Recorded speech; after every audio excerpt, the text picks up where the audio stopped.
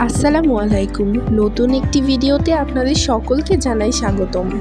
বাসে উঠে পড়েছি, এখন ঈদের উদ্দেশ্যে বাড়িতে যাচ্ছি। দেখতেই পাচ্ছেন আবহাওয়াটা এতটাই সুন্দর ছিল যে না ক্যাপচার করে পারলামই না। যখন যমুনা সেতুর উপর দিয়ে যাচ্ছিল এতটা সৌন্দর্য আমি উপভোগ করছিলাম যে তখন তো ভিডিও ক্যাপচার করতে ভুলেই গিয়েছিলাম।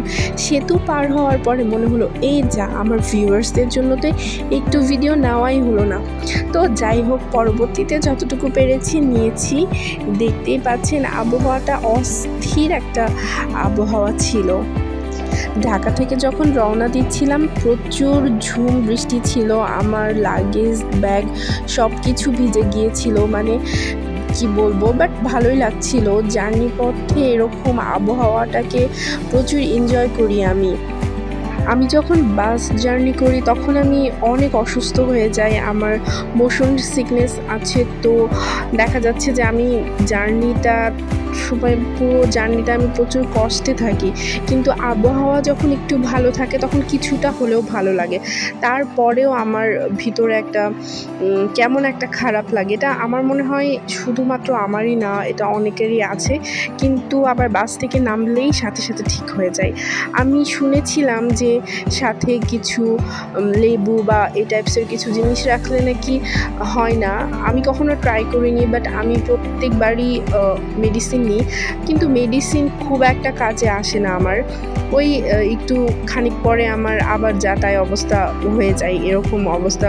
কিছু সময় তো মানে ভমিটিং হয়েও যায়। এটা খুবই একটা হেজিটেটিং বিষয় আমার জন্য। ইভেন সবার সামনে এরকম সিক হয়ে যাওয়াটা আসলেই খুবই একটা ইরিটেটিং বিষয়। যাই হোক, আপনাদের যদি কারোর জানা থাকে এই সমস্যা থেকে কিভাবে মুক্তি পাওয়া যায়, আপনারা অবশ্যই আমার সাথে শেয়ার করবেন। আর যারা আমার ভিডিওগুলো ইতিমধ্যে দেখছেন বা আমার চ্যানেলটিকে সাবস্ক্রাইব করেছেন তাদেরকে আমি আবারও আন্তরিকভাবে ধন্যবাদ জানাচ্ছি। ইভেন এখনও যারা করেননি তাদেরকে আমি রিকোয়েস্ট করছি যে প্লিজ আপনারা আমার চ্যানেলটিকে সাবস্ক্রাইব করে আমার পাশে থাকুন, কেননা আমি ইন ফিউচারে আরও অনেক ভালো অনেক ভিডিও দিতে চাই যদি আপনারা আমার পাশে থাকেন। তো যাই হোক, আমার মনে হয় প্রত্যেকটি মানুষের জন্যই যখন ঈদের উদ্দেশ্যে বাড়িতে যাই বা ঈদের জন্য যখন ছুটি পাই, সেই ছুটিতে যখন বাড়িতে যাই সবারই এত ভালো লাগে। এটা যারা যায় তারাই বোঝে যে এটা কত আনন্দের একটা যাত্রা হয়। ঠিক যেমনটা হয় অপোজিট হয়, যেমনটা ঈদ শেষ হয়ে গেলে যেরকম আমরা আবার বাসা থেকে যখন ফিরে যাই যে যার জায়গায়, তখন যতটা কষ্ট হয় এটা তার থেকেও আরও অনেক বেশি আনন্দের থাকে। আর এই আনন্দের দিনটি যখন এতটা সুন্দর একটা মেঘলাময় সুন্দর দিন হয়, এটা তো কথাই নেই, তখন তো মনটা আরও অনেক অনেক অনেক বেশি খুশি থাকে।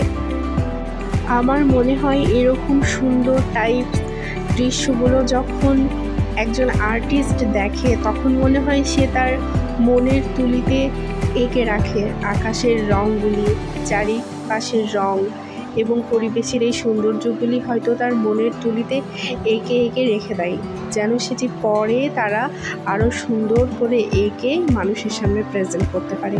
তো যাই হোক, এখানে একটু বাস বিরতি ছিল। তো আমি নর্মালি তেমন কিছু খাই না, জাস্ট একটা আইসক্রিম বা এই টাইপসেরই কিছু খাই, ঠান্ডা জাতীয় জিনিস। অবশেষে আমি বাড়িতে চলে এসেছি, আর এই যে কে আমাকে স্বাগতম জানাচ্ছে, এই যে ইনি। এদের জন্য তো আমি দূরে থাকলেও আমার মন সবসময় এদেরকে দেখতে চাই। এরা এতটা মায়াবী না, মাশাআল্লাহ মাশাআল্লাহ।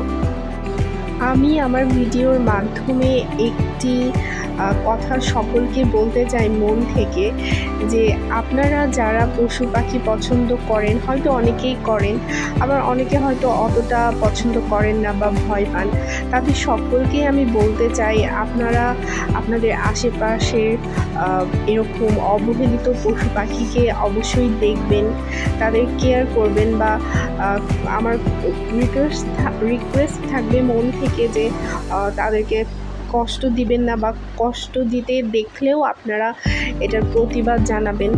এটা আমার খুবই ভালো লাগে, কেননা যারা পশু পাখিকে ভালোবাসে তাদেরকে আমি আসলে অনেক বেশি পছন্দ করি।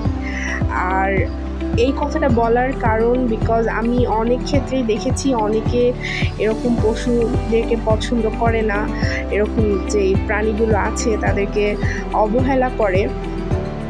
তো আমি আমার জায়গা থেকে যতটুকু পারি আমি প্রতিবাদ জানাতে চেষ্টা করি। আর আমি চাই আমার ভিউয়ার্সরাও এরকমই মনোভাব রাখুক। যাই হোক, এই হচ্ছে অবস্থা। ওরা এখন খাচ্ছে। ওরা আসলে এরকম দুধ খেতে প্রচুর পছন্দ করে। দুধ, মাছ, ভাত এগুলাই ওদের মেনলি পছন্দের খাবার। আমরা সাধারণত এখন পর্যন্ত ক্যাট ফুড দিই না। ওরা এরকম বাসার খাবারই পছন্দ করে।